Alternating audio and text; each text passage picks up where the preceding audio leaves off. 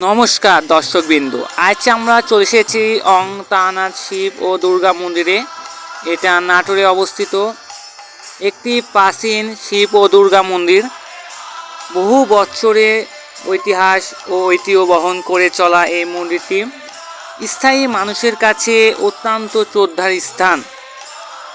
মন্দিরের সৌন্দর্য, স্থাপনা, শান্ত পরিবেশে এবং ধর্মীয় গুরুত্বই সত্যই মনোমুগ্ধকর।